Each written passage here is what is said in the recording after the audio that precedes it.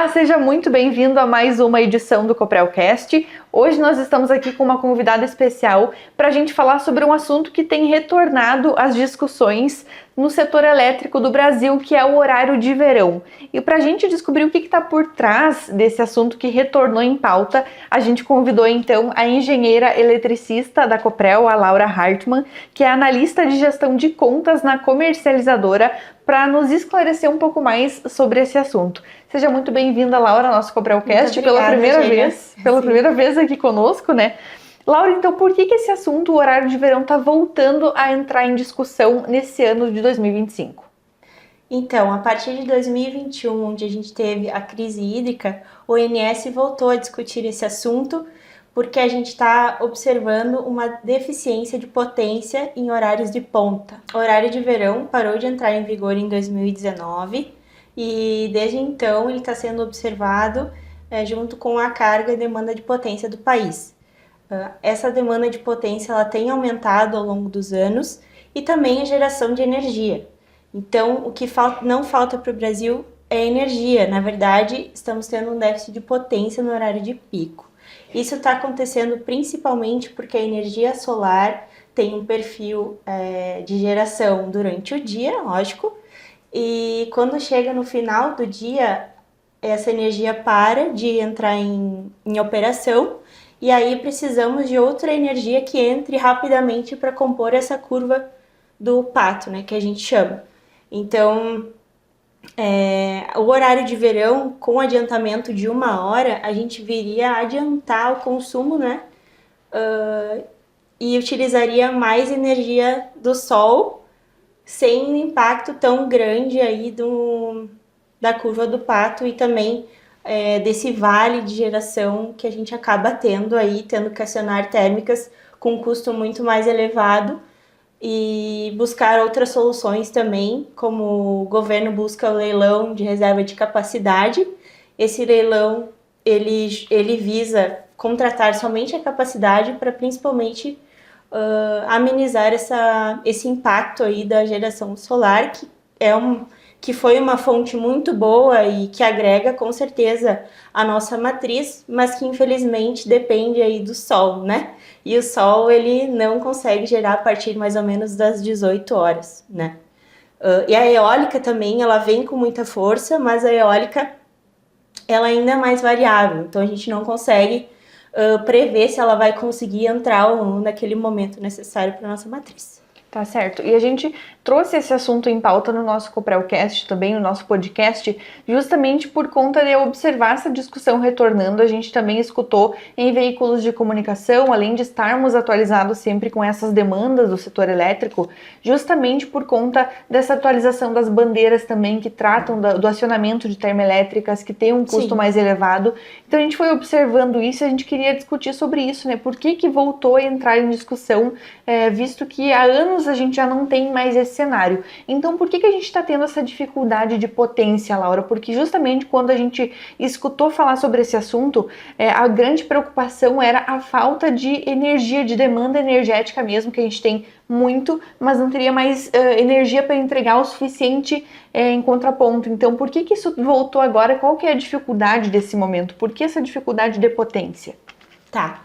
Como você bem mencionou, a gente tinha, né, um desafio de entrega de quantidade de energia e isso vem sendo suprido ano a ano e ainda temos bastante projetos aí que vão entrar para suprir a nossa carga de energia, mas como eu expliquei, a dificuldade é na potência, né? Porque que acontece? A gente tem ali a geração solar naquele determinado período e aí no horário de pico é quando o consumidor residencial principalmente, né, ele tem uma demanda maior. E a indústria, o comércio também acabam dependendo ali, também precisando desse horário. Então acabou que ficou um pico muito grande que a nossa geração hidrelétrica, que é a nossa principal fonte, não conseguiu entrar para suprir essa deficiência, né? A hidrelétrica, ela poderia ser utilizada como uma bateria, que a gente fala, porque existem hidrelétricas com bastante capacidade de armazenamento, mas a gente vê as térmicas ou sistemas inteligentes de bateria que seriam também outras alternativas para suprir. Então, eu posso te dizer que essa deficiência de potência é causada principalmente pela matriz que o Brasil tem hoje de energia elétrica. Tá certo. E a entrada do horário de verão, caso ele venha a ser entrar em vigor novamente em 2025, ele resolve esse problema? Qual que é a solução que ele pode trazer? Bom, o ONS já estimou que essa ajuda, digamos assim, do horário de verão reduziria de 2 a 3 gigawatts de potência para solucionar esse déficit. Não é o suficiente, tá? Esse horário de verão ele viria para amenizar e auxiliar, mas também é necessário que o governo faça outras medidas, como o leilão que eu te mencionei de energia de capacidade, e também que invista, né, em planejamento para que a gente possa olhar essa matriz aí com mais cuidado a longo prazo. Certo, e para a gente contextualizar também quem está nos escutando e que talvez não se atualizou muito sobre esse assunto, quando parou de estar em vigor o horário de verão, por que foi retirado naquela época? Por que era uma coisa que todo ano era uma regra e parou de ser? Olha, existem aspectos políticos e regulatórios envolvendo essa questão, que eu acho que nesse momento não entra em pauta, mas acredito que no momento que foi retirado, foi analisado uma não necessidade primordial, nós não estávamos na mesma situação, tanto de matriz de carga quanto de demanda, então era um outro panorama, né? E aí o governo tomou essa decisão, né? Laura, então por que a gente está nessa crescente em relação à demanda? Porque também é uma preocupação constante da Coprel, a disponibilidade energética para o futuro. Então, ao que se deve realmente esse aumento dessa demanda?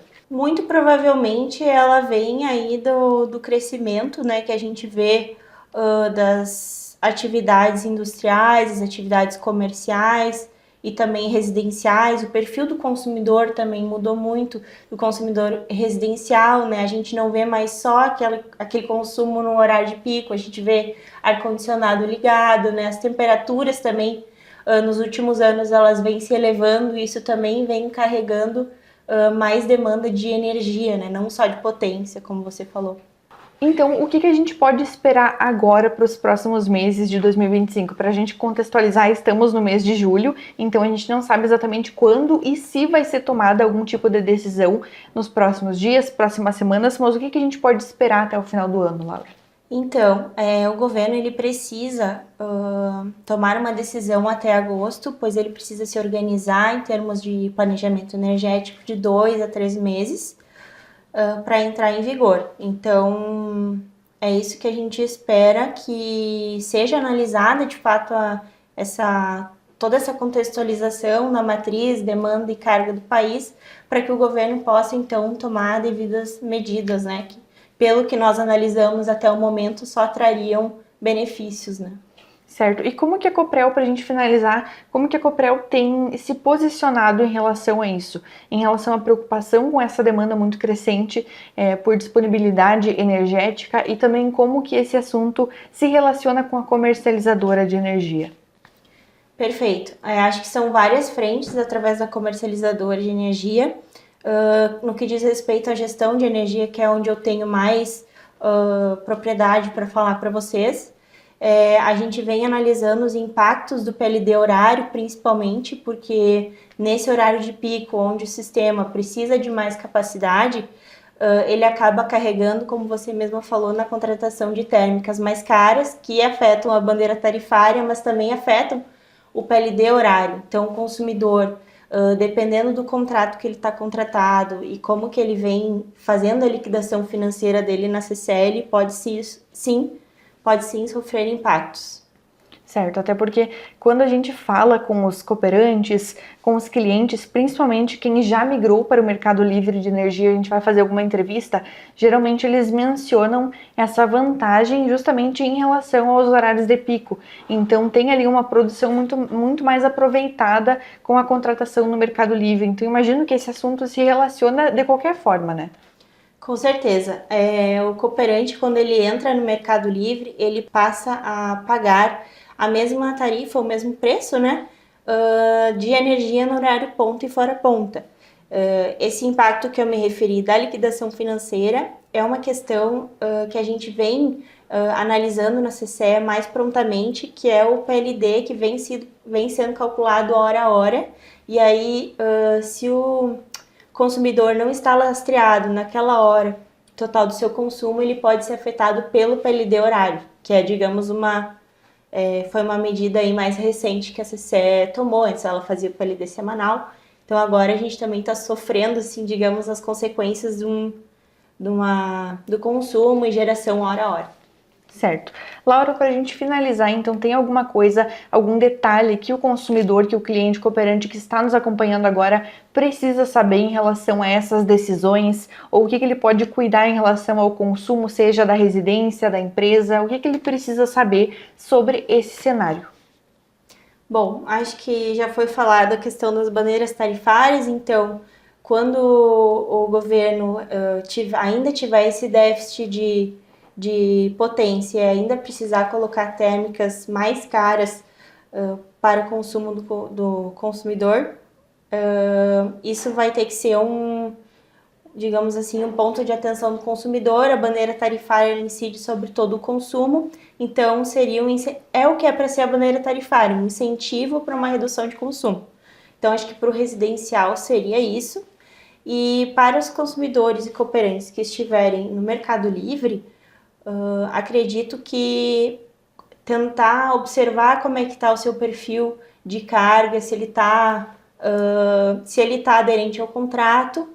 E claro que isso depende de negociações, né, e tudo mais. Então seria mais um mapeamento se ele consegue movimentar o seu consumo mais próximo ao seu contrato, melhor. Daí menos impacto no PLD horário.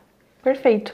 Laura, então, muito obrigada pela sua disponibilidade de Obrigada eu. vir aqui falar sobre isso, sobre esse assunto que é muito importante, que é importante que a gente atualize também quem está consumindo o nosso conteúdo, quem está ligado na nossa cooperativa. Obrigada, que a gente fale mais vezes sobre esses assuntos muito importantes para o setor elétrico brasileiro. Com certeza, muito obrigada. E até a próxima, então, pessoal. Tchau, tchau. Obrigada, Eugênia. Tchau, tchau.